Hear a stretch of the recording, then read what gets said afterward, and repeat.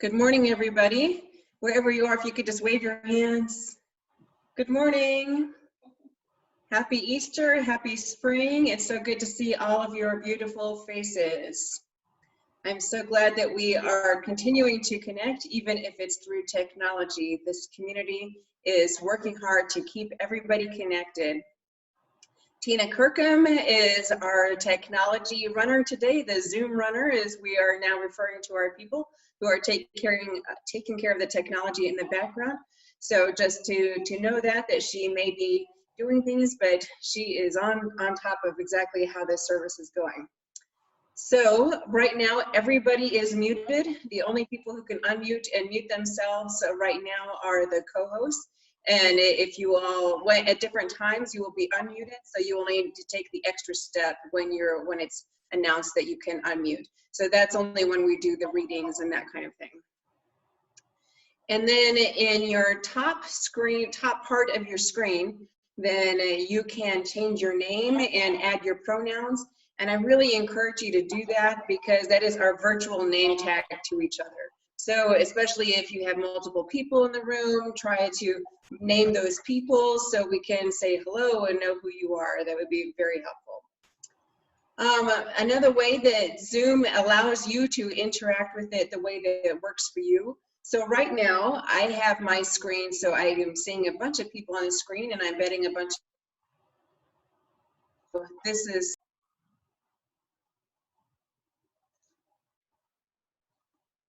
Reverend Karen, can you unmute yourself? yes.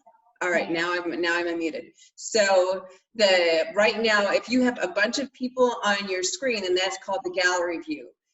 But if you want to only see the person who is speaking or playing, that is called speaker view. And so you go up to your right hand corner and then you can click this double click thing that says speaker view if you're in gallery. It's a toggle switch, so you can kind of go back and forth how it works for you. You are in control of how Zoom operates. I'm going to say though that at a couple of different times we'll be doing screen sharing for like the story and the search committee announcement. So it would be much better for you if you change it to the speaker view, especially at those times. And the final thing that we're going to be using a lot of is called the chat box. If you go down to the bottom section, then you'll see a dialog box. It looks like it's from a cartoon. If you click on that chat, then the chat box will come over to the right, and then you will see when we do different readings or the lyrics to songs, they will show up in the right in the chat box. So that's how that works. If you hear us talking about the chat box, that's what we're talking about now. And so Tina is going to begin the recording. And when Rebecca sees the recording light on, which looks like it's on now, then Rebecca is going to ring the bowl, and then our prelude this morning is going to be sung by the Roberts family.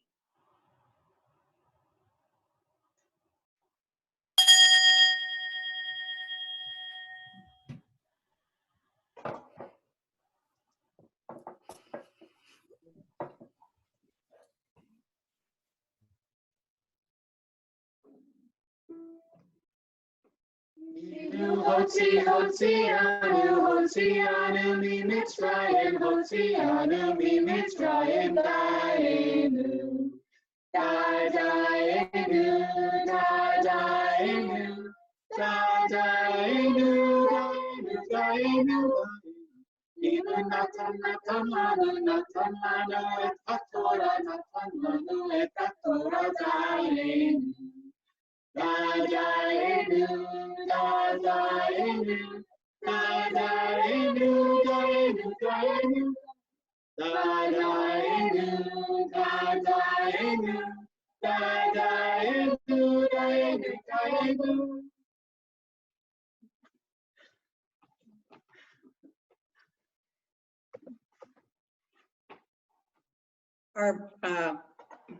Our board greeter is Jürgen.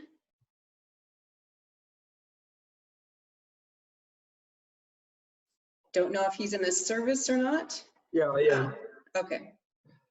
Good morning. I'm Jürgen Korbenka, and I'm a member of the Board of Trustees here at South Valley Unitarian Universalist Society. My pronouns are his, him, and he.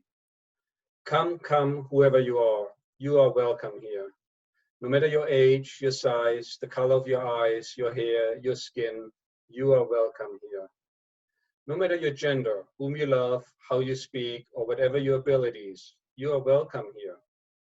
You're welcome here, whether you come with laughter in your heart or tears in your eyes, you are welcome here. No matter what you have experienced in the past, no matter what awaits you in the future, you are welcome here. Whether you believe in God all of the time, or some of the time, or none of the time, you are welcome here. This is a community of open minds, loving hearts, and willing hands. You are welcome here at South Valley Unitarian Universalist Society.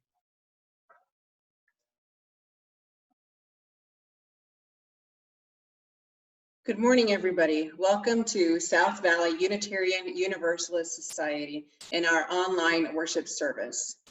All are welcome here. My name is Reverend Karen Madrone, and I am the interim minister here this year. My pronouns are she and hers. Today's service is a spring version of the all holiday service that happens in the winter. You just heard the Roberts family sing Dayenu, a song traditionally sung at Passover Seders. Later, there will be a song about Jesus performed by Mary and David Norton. And weaved throughout the service, there will be stories of searching and finding presented by Christine Hurrell and Natalie Cole. And finally, we'll talk about the all-important Easter egg hunt. Our opening words come today from Dillman Baker Sorrells. For holy days on which we recall the old stories, we light the flame. For Passover, which reminds us of the courage and strength of those seeking freedom in the past, we light the flame. For Easter, which reminds us that love is our greatest challenge, we light the flame. For gathering today across sacred space, wherever we are, we light the flame. For the opportunity to be together as a community, to remember the past, to plan for our future, to be alive in our present, we light the flame.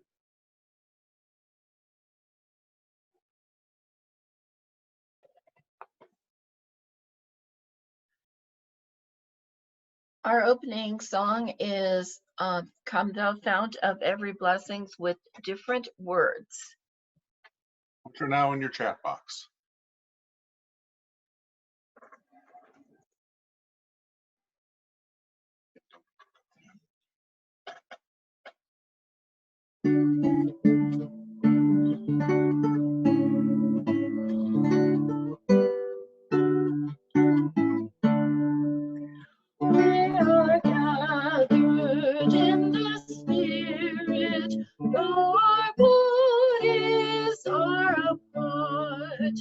Filled with joy and touched with wonder, separate hands but mingled hearts, giving thanks and singing praises for the love that calls us all from our many different places. We are gathered into one.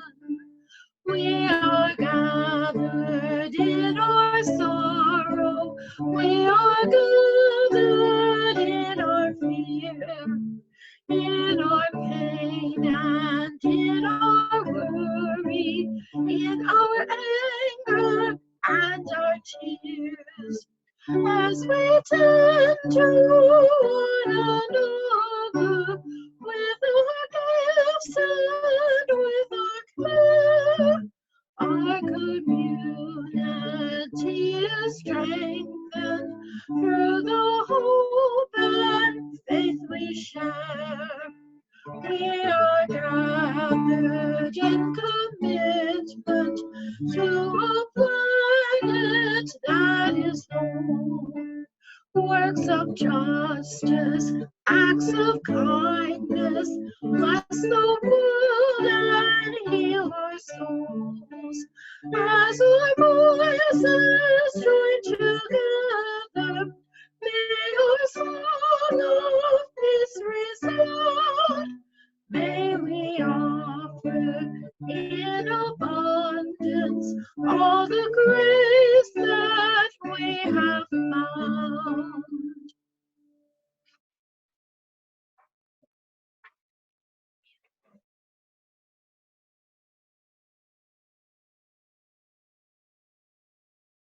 Now for the chalice lighting.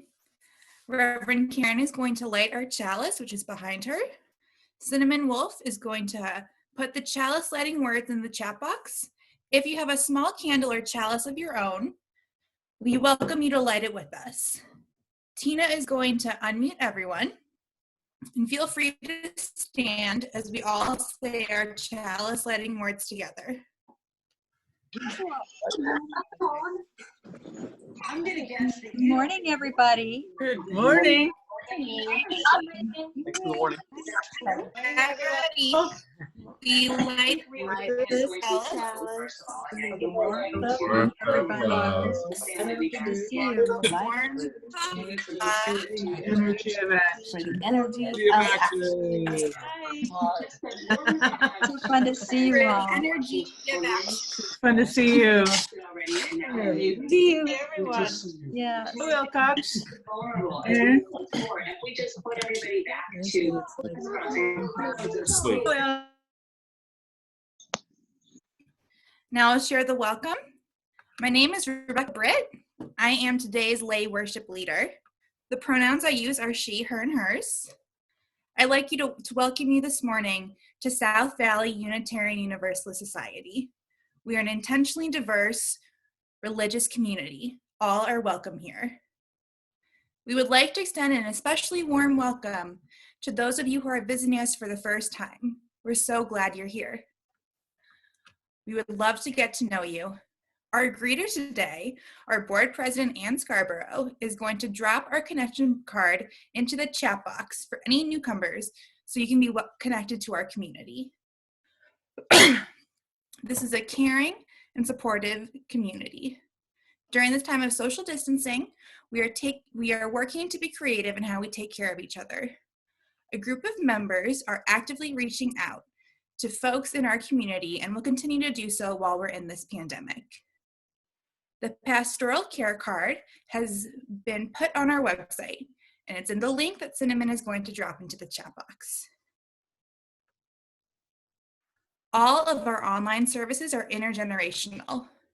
Our RE gatherings are taking place at separate times most weeks, though this week, since it's a special service, we're taking class off and we'll be resuming classes next week. But check out the happenings for information on the virtual Easter egg hunt that the Easter Bunny has set up for us. To find out more about RE classes, review the happenings newsletter, or contact me, your Director of Religious Exploration, at my email address that Cinnamon is going to put in the chat box. To keep updated on activities that are part of the South Valley community, we encourage you to use the Google Calendar on the South Valley website. If there are activities that you know of that are not on the calendar, please use the reservation form on the website. Although we are physically separate, we are still connected. After today's service, there will be a 10-minute break, and then we will have fellowship time together. We'll be staying in the same Zoom room. So we now share the warmth of community. Please take this time to say hello to each other in the chat box. Please say where you're joining us from, and you'll also be unmuted. Everybody. Hello. Here. Hi. Everybody's name. Room as usual. Nobody's been. You got to come to church today. Can't do it with bubbles. Kids. Oh, Hi. hi. Good morning. Hi. I'm doing Cool. Charlie and Miles. 3 days since that test. and Sure, you're waiting for everybody. results, but you talk about shedding the virus. Why Hello. is it taking your body so long? Or is this right? Hey, everybody. Tina, let's move on.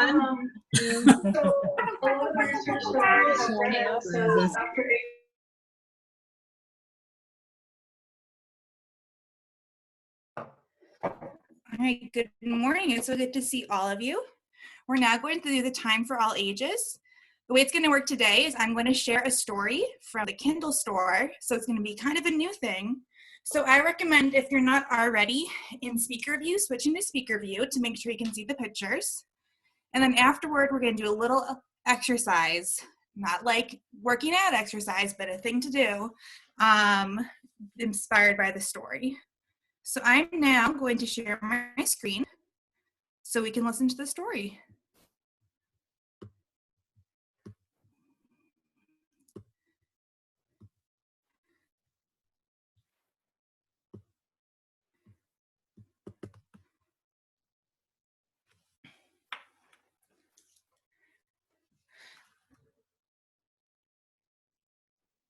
This book is called Nico Draws a Feeling. It's about a young person who's looking for something. And there's lots of things you can look for, but the thing he's looking for is someone who understands him and his creations.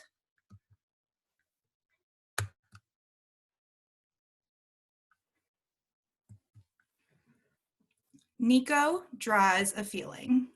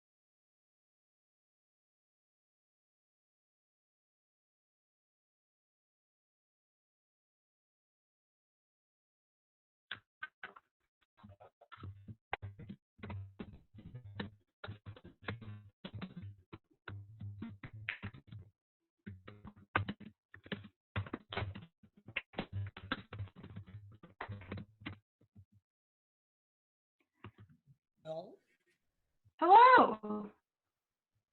Go out and see Can you give me clap hands if you can see and hear me?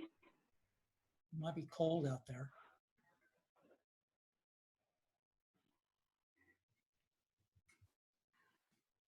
Still look frozen to us. Can you give me a hands if you can see and hear me? Rebecca, you're still frozen. We might have to come back to this. Okay. Okay, can we skip forward for now? Natalie, are you prepared to tell your story of searching and finding? And maybe we can come back to Rebecca in a minute. I think so. So I have a new time related that doesn't involve. Rebecca, we're going to stop and move forward to Natalie.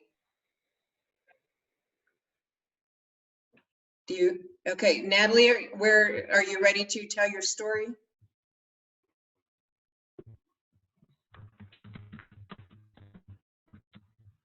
Natalie. Mm-hmm. I can't unmute. There we go. Okay, now I can. Thank you, Natalie. So thank you. Okay, perfect. Can you guys hear me okay? Yes, we can hear you. Okay. So searching and finding. There's a very important quote to me that I had stumbled upon when I was near the end of my graduate society experience, getting my master's degree in teaching English as a second language. And the quote is by Haruki Murakami, and it goes, "And once the storm is over, you won't remember how you made it through, how you managed to survive. You won't even be sure whether the storm is really over, but one thing is certain. When you come out of the storm, you won't be the same person who walked in." When I was asked to think of a time I searched for something and what I found and how it affected me along the way, the first thing that came to my mind was searching for my master's degree in teaching English as a second language. I went into it very excited, and it's going to be rainbows and butterflies. It's going to be so great. I'm going to learn so much. It's going to be a wonderful experience.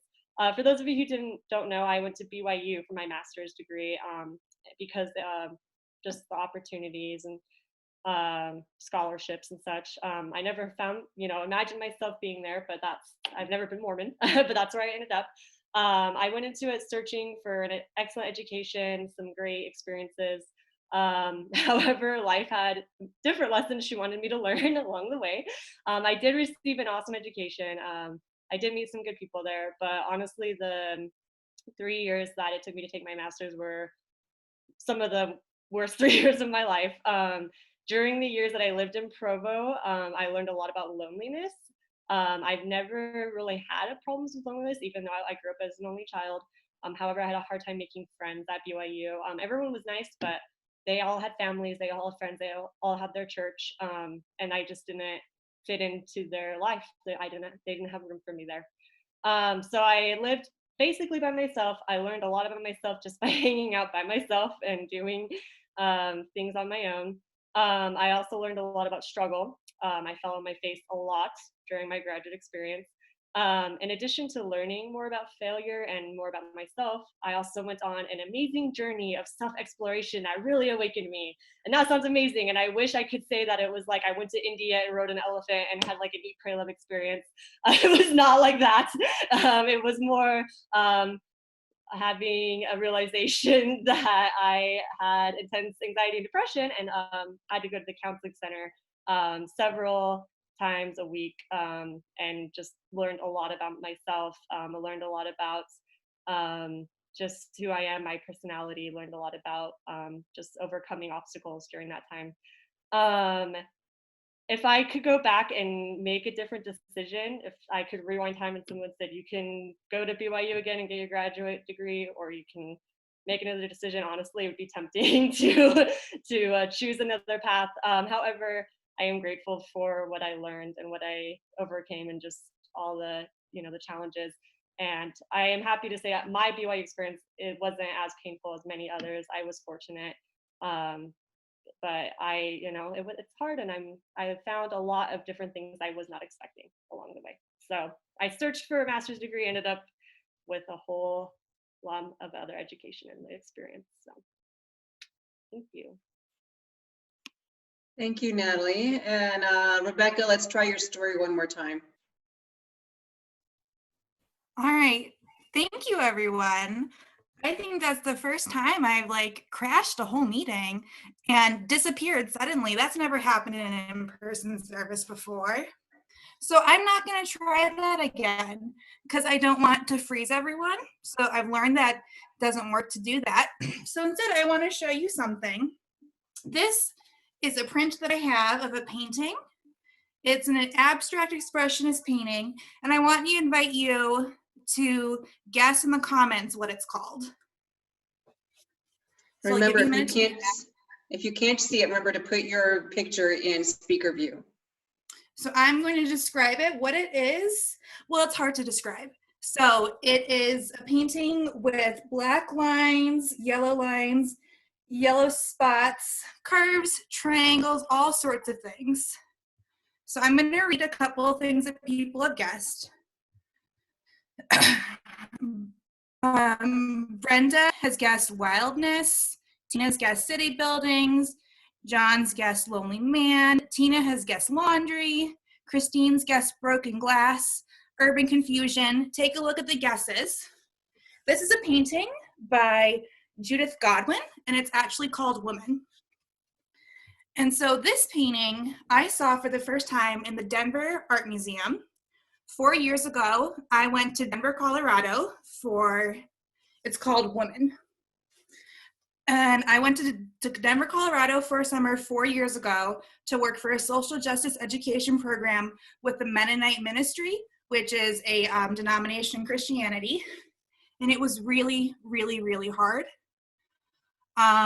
Even though I lived in a 3-bedroom basement with 7 other people, I was lonely a lot of the time, like Natalie talked about.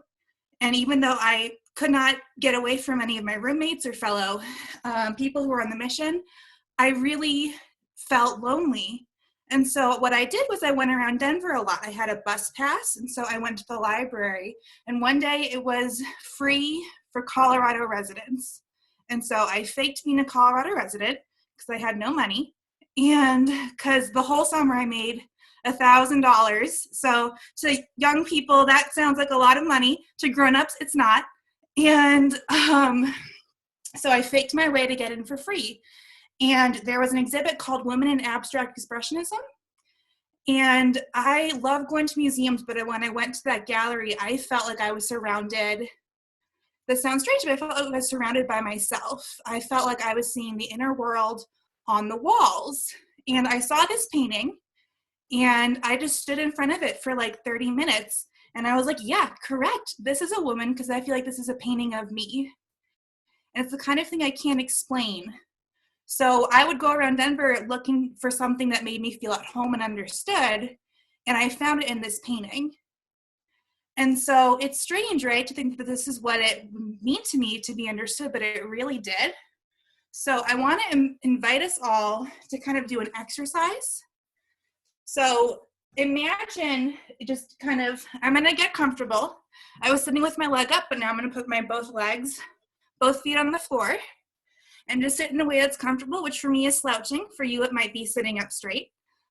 And just close your eyes and just think about a time when maybe you felt not understood or lonely, or like you couldn't find a way to connect.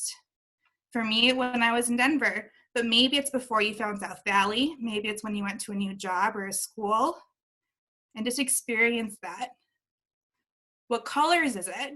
What shapes is it? Who do you see? Who don't you see? And what does it really feel like? But now try to imagine a time that changed. Maybe you met someone on the bus and you got to know them, and you kind of would be able to go to work feeling good about it. Or the first time you came to South Valley and you saw the flag and the paintings, and you heard whichever minister was your first minister.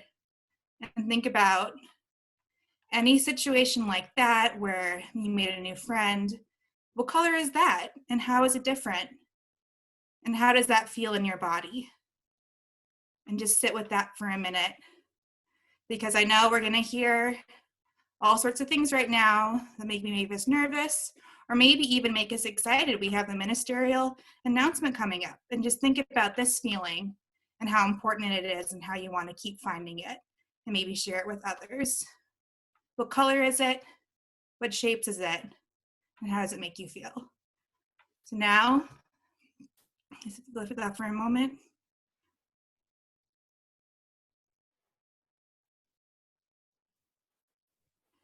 So now as you're coming back, begin to feel the chair under your legs, the sounds in your room, the sound of my voice. And I invite you to open your eyes and come back to the service, but you don't need to let go of that feeling. You can hold on to it for as long as you want. So that's a time for all ages. Thank you very much. Thank you, Rebecca. So I'd like to ask you to just hold on to that feeling of wherever it was that feels like home for you, someplace that feels safe for you, because and I realize just now saying that the place that feels like home for most of us are actually in our physical homes right now. I just happen to be in the office at the church, but maybe there's another place that also feels like home that maybe you can't get to right now, that you wish you were there. Maybe there's a friend or a family member that you wish you could see or be with. Think of them, hold that space, and just let's just sit here just for a minute and holding that space together of what does it feel like to be connected and loved.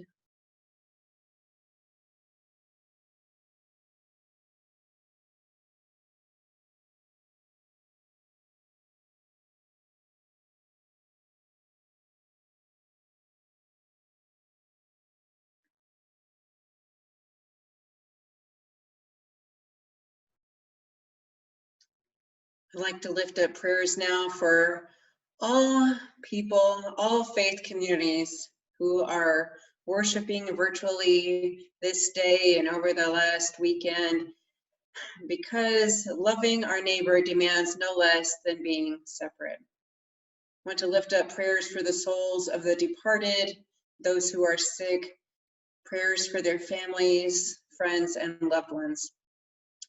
Prayers for all of our essential workers, especially medical, and all the staff of healthcare, everyone from cafeteria workers, janitors, everybody who is working to take care of people affected by this pandemic. Prayers lifted up for people in senior care and rehabilitation facilities, prisons, immigration facilities, everywhere that we know people are and are in danger. Prayers for first responders, uniform personnel especially, and your neighbor next door. Prayers for all, everybody. May we all have a blessed Easter Sunday and a blessed Passover. Amen.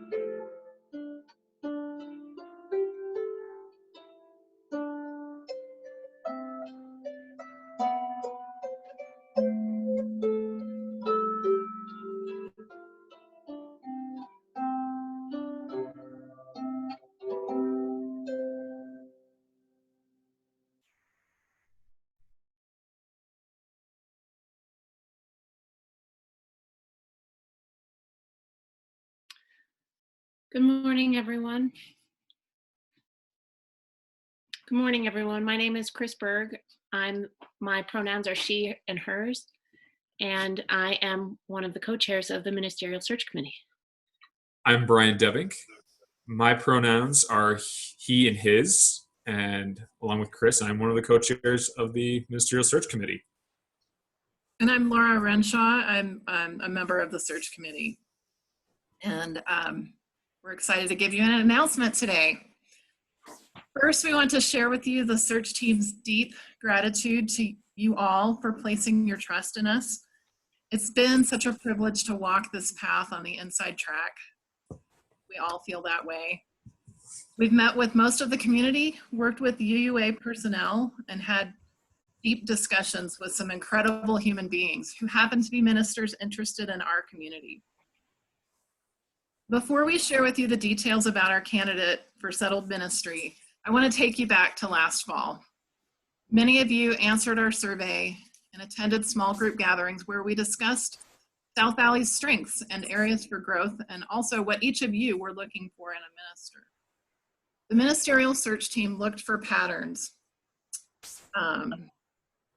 in the feedback that we received in those gatherings and in our congregational survey. You heard many of you say you were looking for a minister who was caring, who gave compelling sermons and had strong pastoral care skills. You asked for someone who would provide moral and ethical leadership, who would be a source of challenge and ideas, and someone who would be good at connecting people to opportunities. You were hoping for a minister who would be an ambassador for our values in the community and who would amplify our voice. In short, you wanted a superhuman, perhaps an almost Jesus-like person to walk across the Great Salt Lake and unload their things here in Cottonwood Heights. Some of you may be laughing, but we can't tell because we're on Zoom. Anyway, at the time, we laughed too and hoped that we might find a minister who excels in a few of these areas. Little did we know that we'd find someone strong in all of them. We took your input very much to heart and believe that the candidate we're about to introduce is the right minister to meet our needs and to partner with us in shared ministry. With that lead in, I'm very pleased to share with you that our ministerial candidate is... Wait. What do you mean all of the areas? There's no way. Prove it. Okay, sure.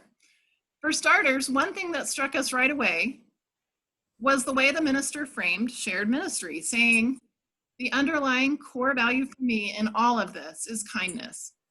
This is different from being nice, and I'll be sure to preach on this topic for you should I be given the opportunity to do so. That notion jives with the word cloud we made from congregants' descriptions of South Valley.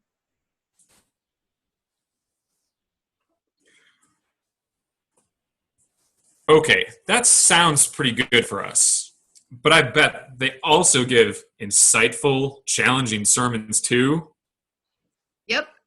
Live for us here in Salt Lake, we saw this minister's ability to relate Twitter, academic research, current culture events, and theology all in one sermon.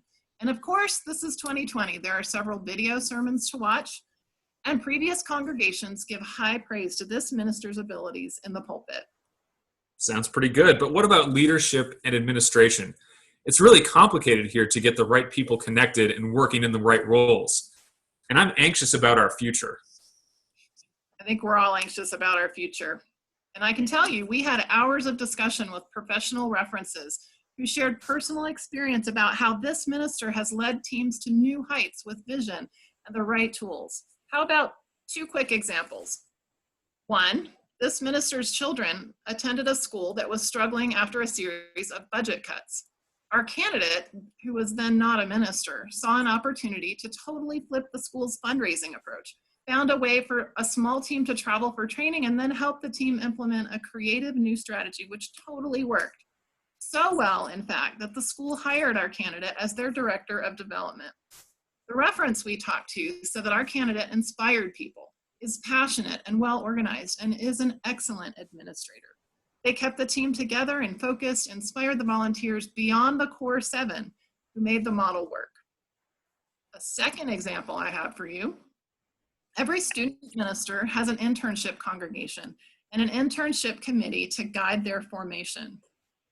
The members of this committee were not previously leaders in the congregation, but by the end of that internship year, this minister had helped those committee members see that they were in fact leaders, and all went on to serve as leaders in various capacities afterwards.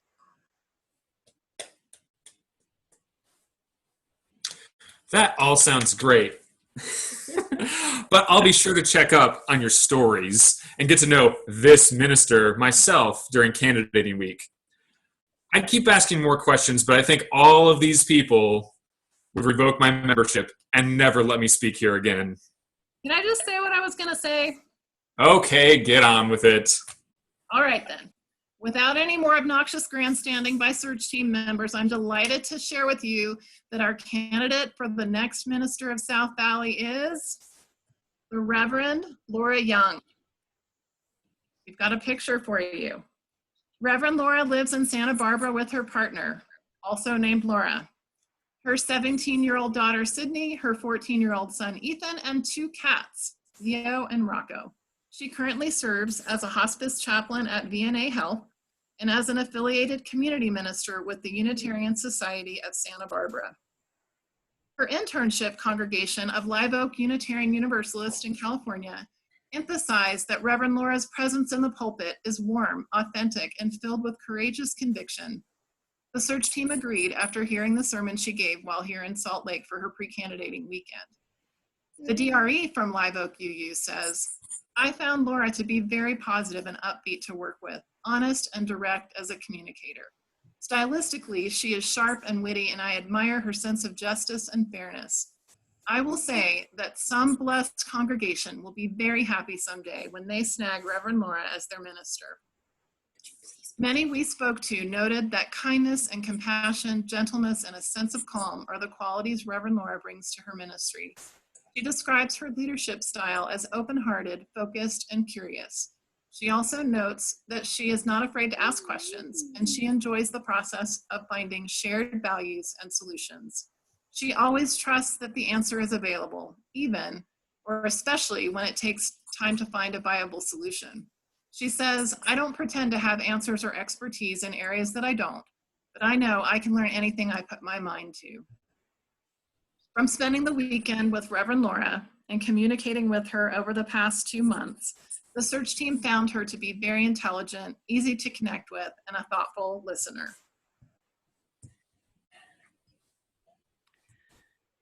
There's much more to know and discover about Reverend Laura. So Brian is now posting the link to her website in the chat where you can see her pictures and learn more about her.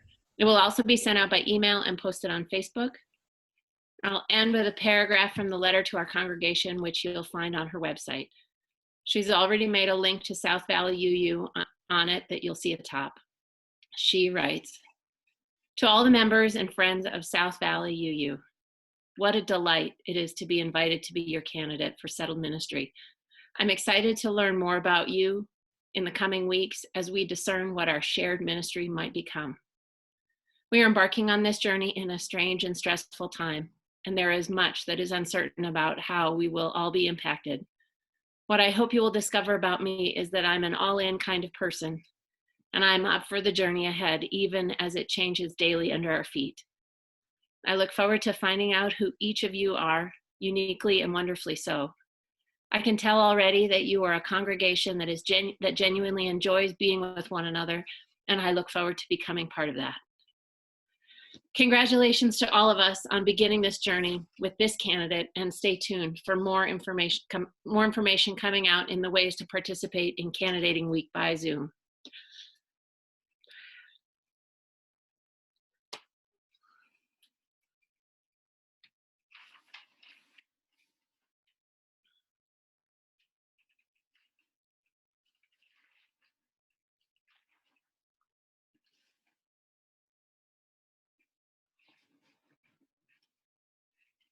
It's Rebecca.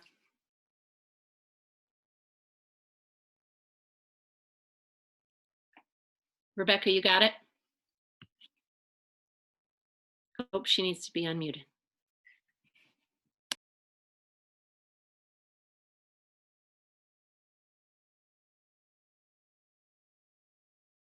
All right, we did it. It's our practice at South Valley to share our Sunday worship offerings with a charitable organization that aligns with our principles and values. For March and April, we have selected Breathe Utah, a local organization that works to improve the air we breathe through education, collaboration, and policy. They increase awareness for youth and adults, implement projects to improve our air quality, and seek real and practical solutions.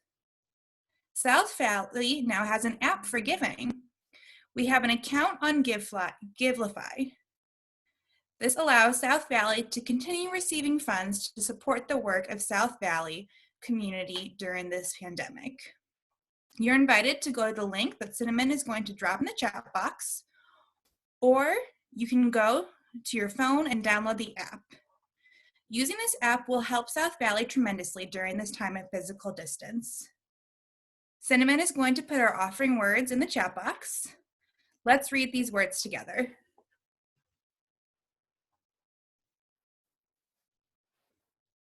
We are this church. We are its hands. Groups. We share the wealth of community. Oh, Shannon. And sustain it with our gifts. I'm just going to do it separately.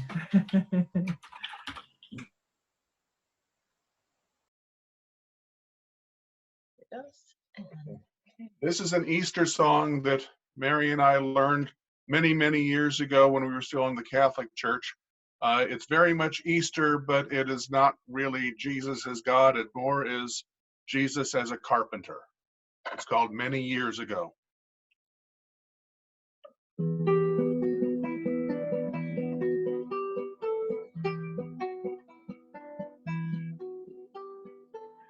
Many years ago, so the story goes, there lived a simple man.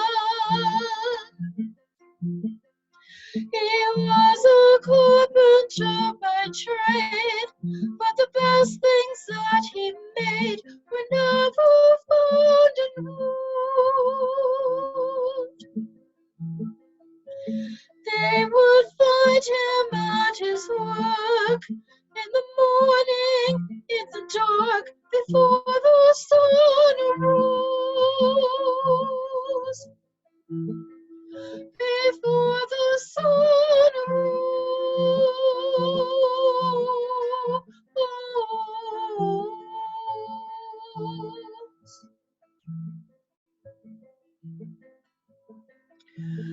Many years ago, so the story goes, there lived a good man. They say his words were made of gold, and his arms were made to hold the sorrows of the world. That there was something in his eyes that was likened to the skies before the sun rose. Before the sun rose.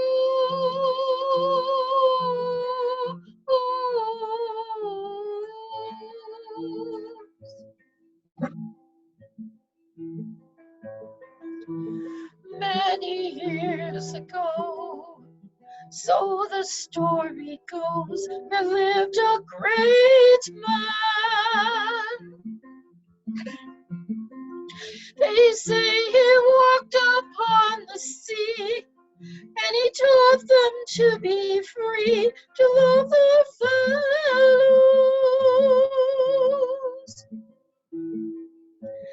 That he spoke unto their lives, and he opened up their eyes before the sun rose. Before the sun rose.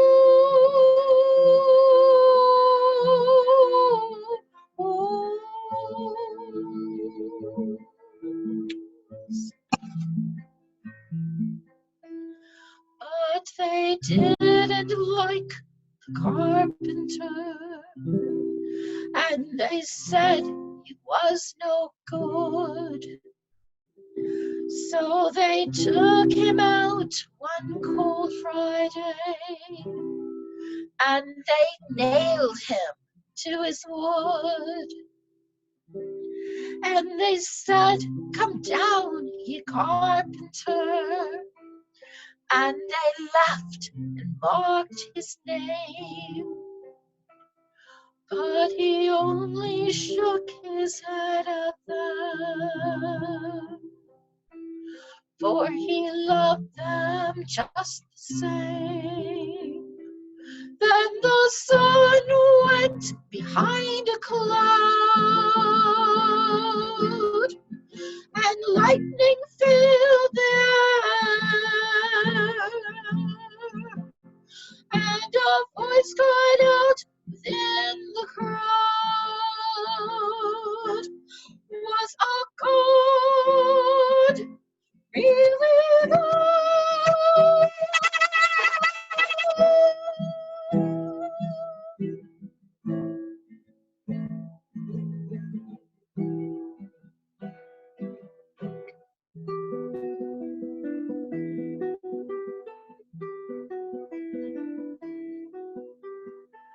Many years ago, so the story goes, there lived a simple man. He was a carpenter by trade, but the best things that he made were never abandoned world. They would find him at his work in the morning, in the dark, before the sun rose. And the sun arose.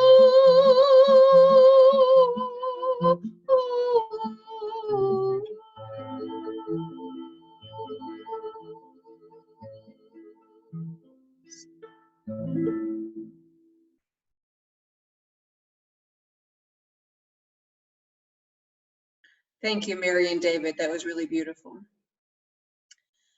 We'd like to ask you to just hold a space of blessing for our offering.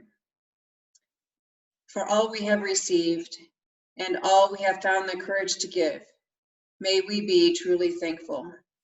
May these gifts be a blessing to South Valley and to Breathe, Utah. And now Christine Harrell is going to tell a story also about searching and finding. Thank you, Reverend Karen. As she said, my name is Christine. I use she, her pronouns.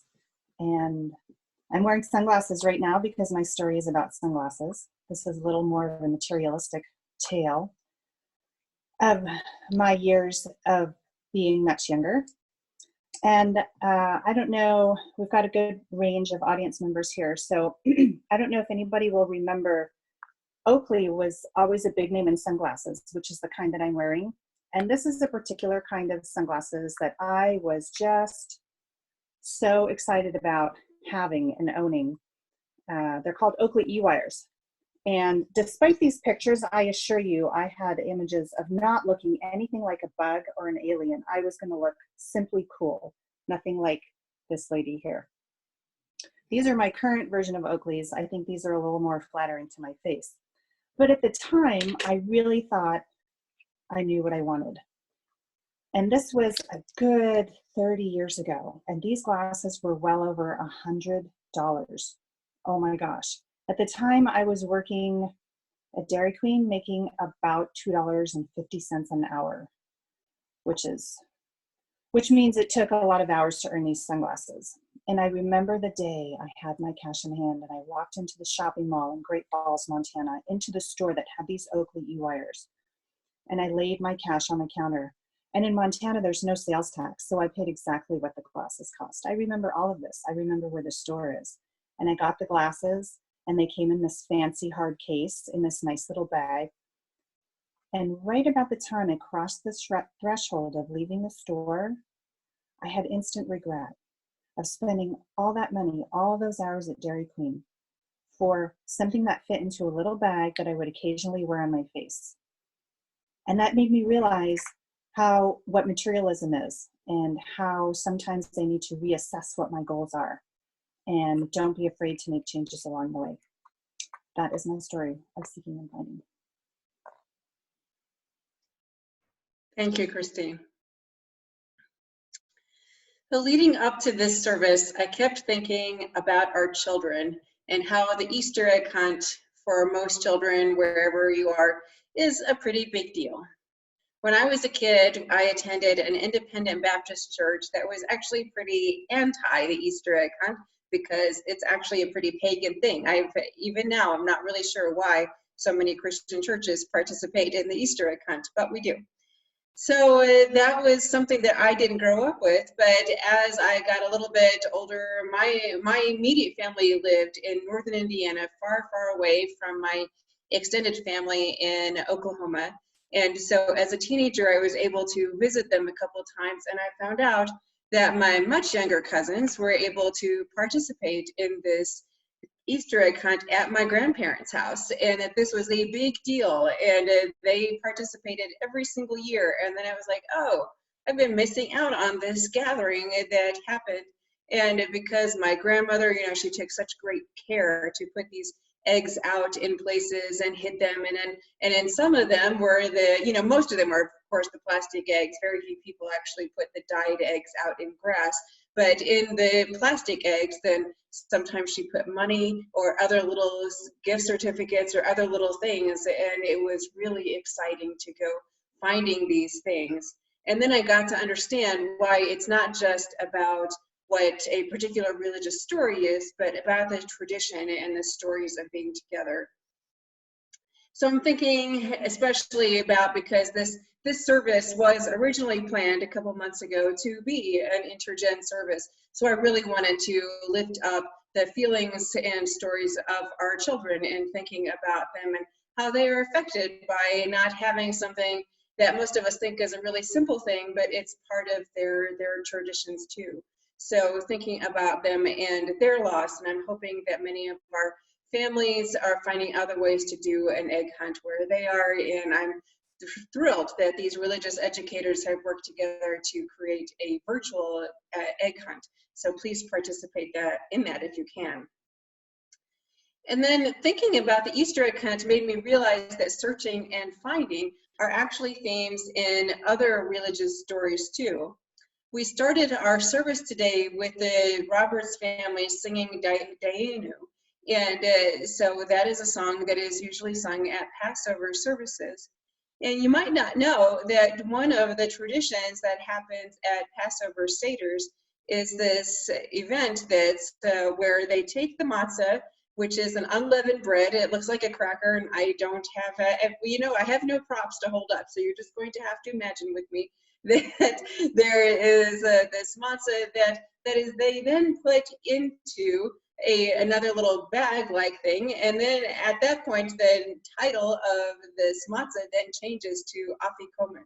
And so then they say, we are now going to go hide the afikomen, and it's going to be hidden somewhere in the house. And then the children, everybody has to wait, and towards the end of the Passover, towards the end of the Seder, then the youngest child has to go find the afikomen. And then when they do, then they get some amount of money. It's usually pretty small, but searching and finding is a part of that ritual too. And then in the Easter story, that there's also the part of searching and finding that we tend not to think about, but it is when the women, the day after the Sabbath, they go to the tomb where they know that Jesus is buried. And they go there, and in one of the gospel stories, they even among themselves talk about, how are we going to move this stone away? And how are we women going to be doing that? Because I'm assuming it was a very large, big stone covering this cave. And then they get there, and the stone has rolled away. And Jesus is not in the tomb. And so then they are confused. They came there specifically to anoint Jesus's body and to put spices on it, but they couldn't do that in between the time of his death and that day that they arrived, because the Sabbath was in between and they had to take a day of rest. So they come on that day to put the spices on his body, but he is not there. They came in search, but he wasn't there at the time, and so then they become confused. And then the angel tells them, he is not here, he is risen. And then in several of the gospel stories, there are variations on Jesus meeting them and proving to the disciples that they didn't believe the women, and about that, yes, he was really not buried there now. And so it's all of these stories about searching and finding, kind of, to me, they came again about what are the spiritual stories, the mysticism stories that we have about searching and finding in our own lives, and the things that take us onto these paths in our lives around searching. I started thinking about how somewhere along in our maturation process, while we are searching, we realize that on some level, we learn to be okay with not always finding specifically what we are looking for, and that there isn't always a prize. And most of the time in our adult lives, when we are searching for something, that there isn't going to be somebody handing you something going, oh, look, you did it. It's usually more, much more subtle than that. It's usually sometimes a realization that we come to much later. And so that is part of our spiritually growing process, is being able to be in that moment, noticing, paying attention, and being able to be in this process. The spiritual teachers sometimes talk about the search, but then at the same time, there's also the process of just being. just waiting, just holding the space and knowing that what you need will come to you. And it's always this constant balance in our spiritual lives and on our searches. So I especially wanted to lift this up today because I knew, of course, that we were going to be having the search committee announcement. So I was thinking about how this congregation has been on a search. You've been on your own search for who you want to have in your next minister. And so it's been now 2 years since you had your last settled minister. And I'm going to hazard to guess that in the time in between of having now 2 different interim ministers, you have learned a lot about yourselves. You have learned that you can manage things, you can do things, you can make a lot of decisions, you can come to new understandings in a different kind of way than you had with your previous settled minister. And so in this search process that I really appreciate that both Christine and Natalie lifted up, and I asked them to be a part of the service today because they are the transition team who has helped me in my time here. And both of them lifted up the ways that they were changed in their own searching, how new realizations that came to them. And so I'm going to say that I'm guessing that South Valley itself as a congregation and all of you as individuals, you lifted up, like in the word cloud that was shown, things that you were looking for in a settled minister. But I know that you have also changed even since the last fall when those surveys were taken. So what I'm going to lift up is asking you to know that yes, you have had an image and you've had stories, you've had the cottage meetings, which I know were really well attended, and there were lots of good community building that came out of that. And I'm also going to ask you to not hold on to very specific things. That sometimes we get caught up in exactly what something or someone is supposed to be like, and then we get frustrated because they're not exactly in this exact box we want them to be in. So I want to encourage you, and I'm especially doing this now because this is going to be my last Sunday before the ministerial candidates 2 services. And so next Sunday is going to be led by the CUPS group here. So these are my last words to you before the candidate comes, is to be as open as you can and to hold an awareness that searching is a process both for this congregation and for the candidate, to hold out for being as open and joyful and curious, stay in a state of curiosity about what is it that we can learn together. What does shared ministry look like here? How can we be supportive of each other and be as curious and open-minded as you can? So just being aware that sometimes the searching itself leads to surprising thoughts and outcomes that you could have never expected. Sometimes I can think of times in my life when I thought I was looking for something in particular, but it ended up being that this other thing met my needs more. And so I had to let go of what I thought my original image was, that I realized that I was being very close-minded about what the original image thing that I was looking for. We have to keep our minds open, we have to keep our hearts open during this process. If you're a child who is looking for the afikumen or the Easter egg and you're convinced that it's actually in a certain place, you're going to be disappointed because sometimes people put things in unexpected places. So when people say, oh, it's not under the bush you thought it was, it's over there, then the child has to be responsive. They can't stand there and say, oh no, but it must be here, even though it's clearly not there. You have to be open-minded to where something actually could be. You have to be willing to take pointers from other people. You have to be willing to listen to in this situation with the search committee and their process, and be willing to come to the events that they're going to organize.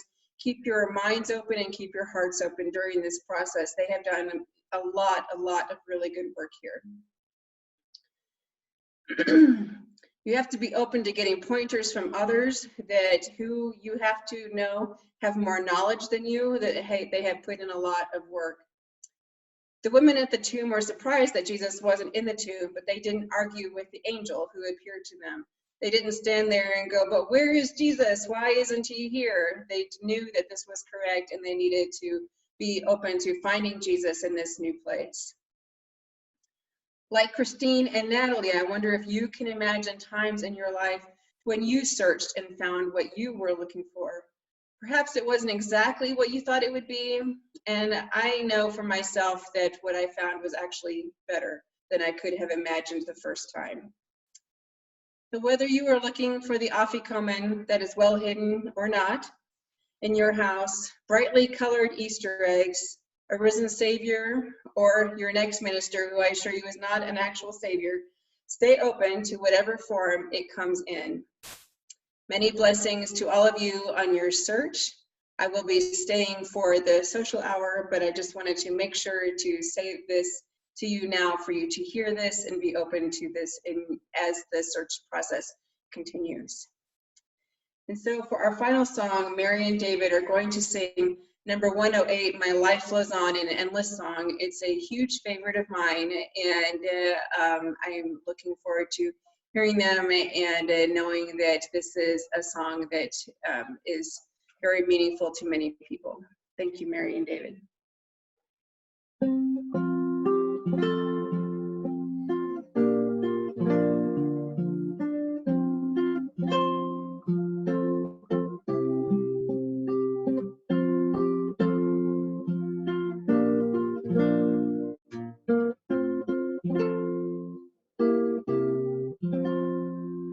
My life flows on in endless song above earth's lamentation.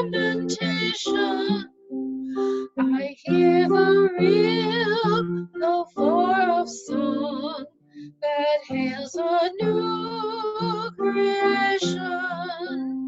For all the tumult and the strife, I hear the music ringing. It sounds an echo in my soul. How can I keep from singing? What though the tempest round me roars? I know the truth, it liveth. What though the darkness round me close? Songs in the night it giveth. No storm can shake my inmost calm, while to that rock I'm clinging, since love prevails in heaven and earth. How can I keep from singing? When tyrants tremble as they hear the bells of freedom ringing, when friends rejoice both far and near, how can I keep from singing? No prison cell and dungeon vile, our thoughts to them are winging, when friends by shame are undefiled. How can I keep from singing?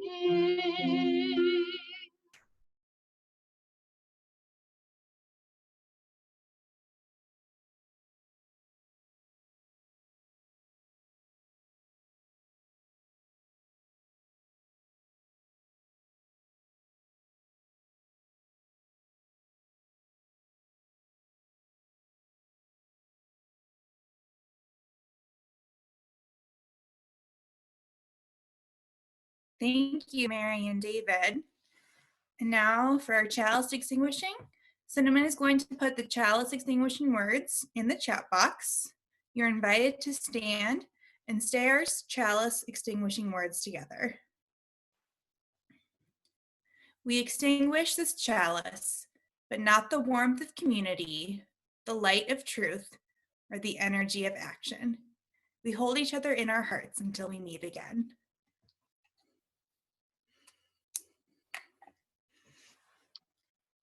As we go forward into our lives, into our very separate spaces, may we know that we are one and we are loved. Wherever we are, the South Valley community is always here for you.